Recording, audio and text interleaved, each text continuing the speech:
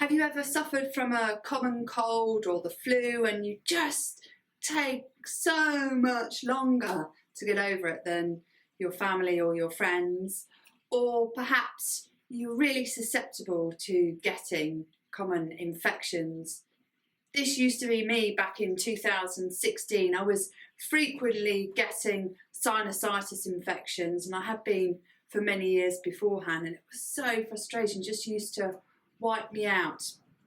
And what I realised was that I really needed to take back control of my well-being. My energy levels were really rock bottom, and I wasn't looking after my immune system. When I reached out for high performance coaching and then subsequently brain health coaching, I realised that when I took back control of my well-being and my brain and body health, everything else starts to change.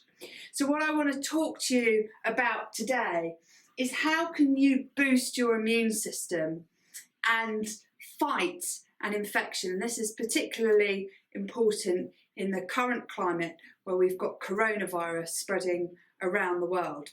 So I'm going to break this down into 5 parts, and it's conveniently remembered by the pneumonic virus. First of all, I'm going to introduce the areas I'm really going to focus on. So if you think about, there are 4 phases with regards to getting an infection and recovering from it. And the first phase is the preventative phase. The second is your resistance to that infection. The third is treatment, and the fourth is recovery. Now, the government is talking a lot about how can you prevent the spread of infection. That's done on a macro scale. So how can you prevent people from passing the infection on to others? And really the focus there is catch it, bin it, kill it, which is absolutely right.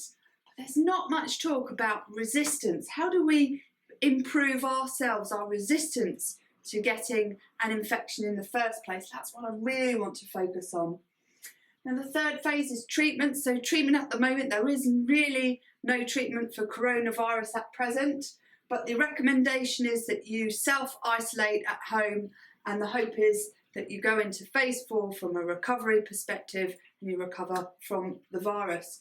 So here I really want to focus on phase 2, which is resistance, and phase 4. I'm going to do that through those 5 things I'm going to talk about. So who are the people at risk? Well, the people that are identified at risk by the UK government are those that had a weakened immune system, and that used to be me. Those who are older people, so there's not really clarity on what older people, what that bracket is. Some people are saying over 80. If you consider yourself an older person at risk, then please listen in. And the third are people with long-term health conditions, including diabetes, cancer, and chronic lung disease. So if you know anyone that will benefit from this vlog, then please like and share this to help people really boost their immune system so they can resist getting the infection in the first place and they can recover from it. As I said, I'm going to talk through 5 things that you can do, and that's remembered by the pneumonic virus. So how can you boost your immune system and fight an infection? And the focus I want to take is firstly looking at building our resistance and also helping with our recovery. So the first thing that we can do is focus on our vagus nerves. That's V and virus, the pneumonic virus.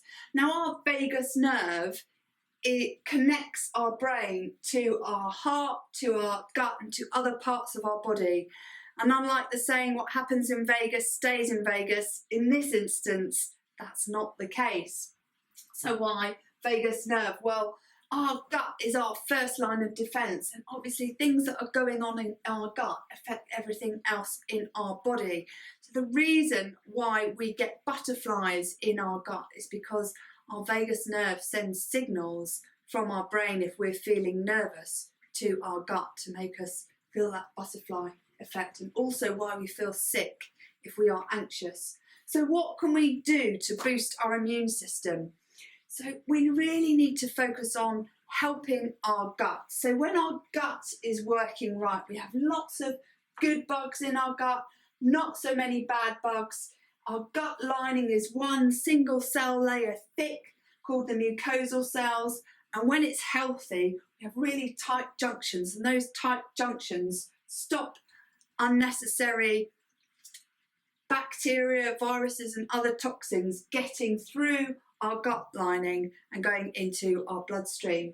When our gut isn't healthy, we're doing things to our gut that don't support it, don't support our microbiome, which is the balance of good and bad bugs, and that should be reported it should be around 85% good bugs and 15% bad bugs. It's not working well. The junctions expand, which makes it easier for viruses and bacteria to pass through, or they can break down, and all of those things can go into our bloodstream. So what can we do to help our gut health?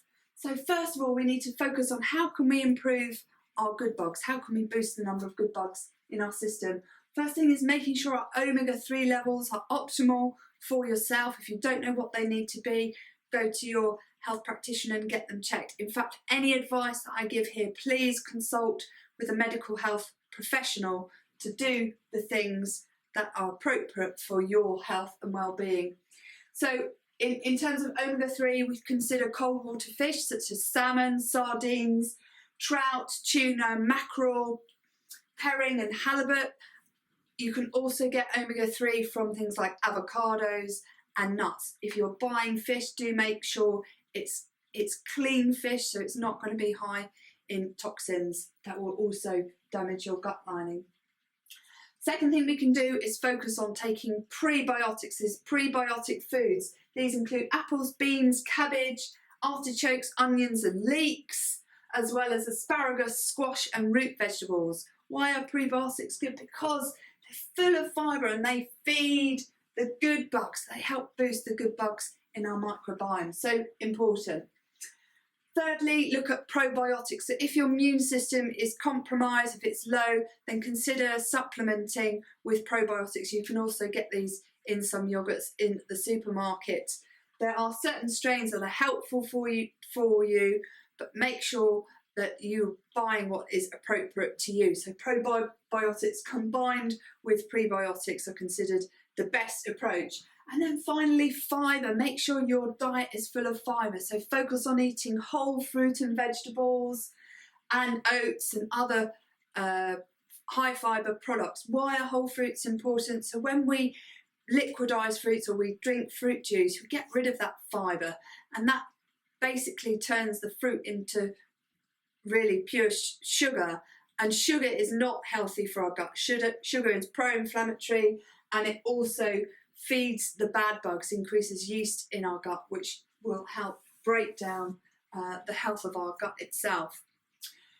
So second thing you can do is focus on eliminating or reducing the bad bugs and not supporting their growth. So medications can have an effect on our microbiome. Why? Because antibiotics that we take and other medications, not only the medications we take from an antibiotic perspective, but also the foods that we eat that may be laden with antibiotics and hormones, will actually, the antibiotics themselves can kill the good bugs in our gut. So it's vitally important, if you are taking antibiotics, that you support your gut health and support building those good bugs by focusing on prebiotic food, and also consider taking probiotics.